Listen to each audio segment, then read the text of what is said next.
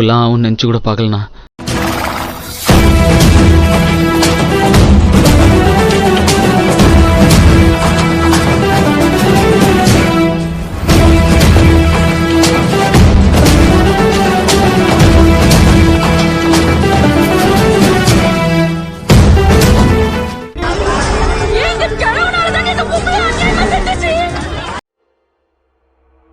ஆரம்பிக்கலாங்களா?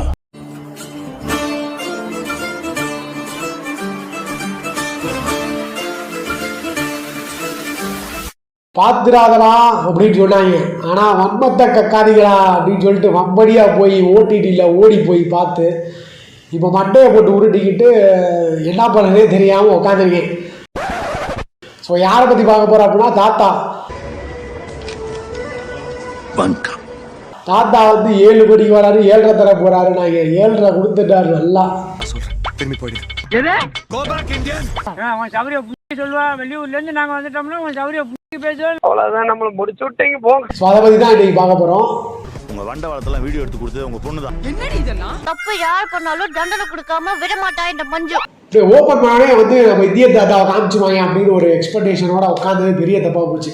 எடுத்தோடனே பார்த்தா யாரோ ஒருத்தர் பாத்ரூம் போயிருக்காரு. அப்படியே நம்ம ஜெகன் அவர் வந்துட்டு கிராஸ் பண்ணி போகும்போது அப்படி சகதியை மேல அடிச்சு விட்டாரு. அவர் உடனே டேய் பாத்து போடா அப்படின்னு இவர் பாத்ரூம்ல போய் போடா. ஐயோ அதுக்குள்ள எவனோ உள்ள விட்டானே. ஹலோ ஹலோ என்ன ஒரு எதுகமான ஒரு டயலாக்னு தெரியல. நல்லா இருந்துச்சு. ஆனா உண்மையாவே பயங்கரமா இருந்துச்சு. வெளியே போடா, நீ உள்ள போடா. அதுக்கப்புறம் பாத்தீங்கன்னா அப்படியே குப்பை ஒட்டி போகுது, குப்பையெல்லாம் கீழே போட்டு போறாங்க. இதெல்லாம் வந்து எங்க நடக்குது என்னன்னு கீழே அப்படியே.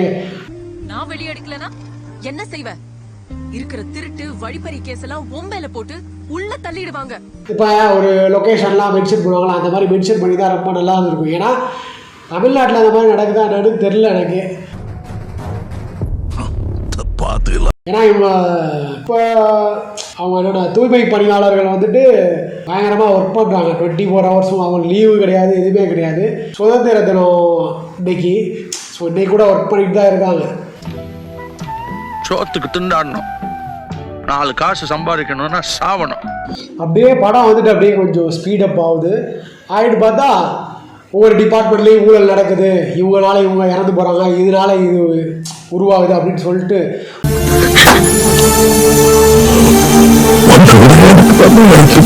ஒரு கட்டத்தில் என்ன பண்ணுறாங்க, அந்த யூடியூபர்ஸ் அந்த 4 பேர் வந்துட்டு என்ன பண்ணுறாங்கன்னா கோவப்பட்டு அவன் நம்மளால ஒண்ணுமே பண்ண முடியாதுன்னு சொன்னப்போ கோவம் வந்துச்சு.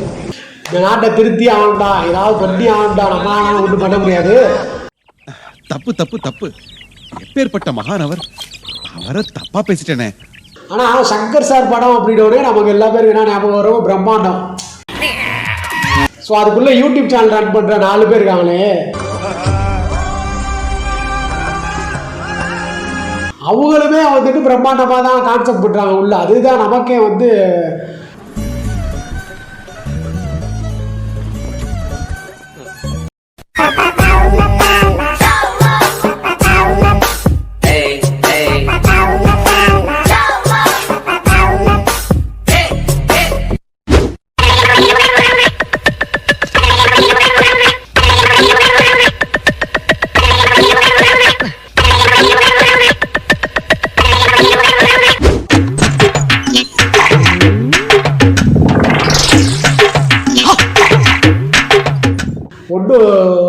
எனக்கு ஒன்றும் விலகலைங்க அந்த மாதிரி இருக்கு.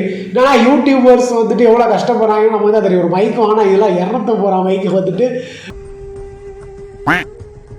அந்த மாதிரி உருட்டி இருக்கிற நேரத்தில் உள்ள பார்த்தா ஒவ்வொரு கான்செப்ட் வீடியோ பண்ணுறாங்க. அதுக்கு பார்த்தா விஎஃப்எக்ஸ் சிஜி உள்ளேயே படத்துக்குள்ளேயே ஒரு படம் ஓட்டுறாங்க. எல்லாத்துக்கும் இதுதான் சொல்யூஷனாக இருக்கும்னு தோணுது. இதெல்லாம் நம்புற மாதிரியே அங்கே இருக்கு அப்படின்னா வேற வழி இல்லை, நம்பி தான் ஆகணும்.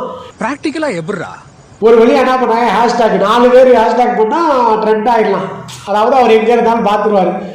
ஐயா வந்து அங்கே பார்த்தா வர்மா கலையில் பயங்கர பிஸியாக இருக்கார். உடனே அவர் பார்த்துறாரு, இந்த நாளுக்காக தான் நான் வெயிட் பண்ணிக்கிறேன். ஐயா என்னன்னா முன்னாடியே உங்களுக்கு தெரியும் இந்த இடத்துல வந்து பிரச்சனை நடக்குது.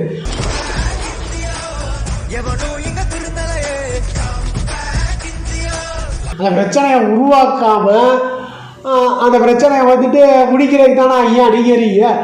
டிஆர் ரஹ்மான் பாட்டை நான் ஐடியூன்ஸ்ல டவுன்லோட் பண்ணிக்கிறேன். இந்த பக்கம் பார்த்தா சாப்பிட்டதுனால வெயிட் போடல, பல பேர் சாப்பிட்டதுனால தான் வெயிட் போட்டுருக்காங்க. சரி பின்னால திரும்பி பாப்போம் பார்த்தா நீ போட்டுருக்க 10 பவுன் தாலில 5 பவுன் வேற யார் உழைப்புலயே வந்ததுமா. இவன் ஹேஷ்டாக் ட்ரெண்ட் பண்ணி அதுக்கப்புறம் கூப்பிட்டதுக்கப்புறம் அவர் சொல்றாரு, பதிவிரதா வர்மம் மாரேணி உள்ளுந்தி நடுவிலேதான் பதிவிரதை வர்மம் புரிந்துதானால் இந்த நாளுக்காக தான் நான் வெயிட் பண்ணேன். ஐயா அதெல்லாம் வந்து நீங்களே வந்து சரி பண்ணியிருக்க வேண்டிய வேலை. இதுக்கு 4 பேர் யூடியூப் சேனல் ஆரம்பிச்சு அதுக்கப்புறம் அவங்க உங்களை வந்து ட்விட்டரில் ட்ரெண்ட் பண்ணதுக்கப்புறம் தான் வரணுமா? நல்லவரா கெட்டவரா?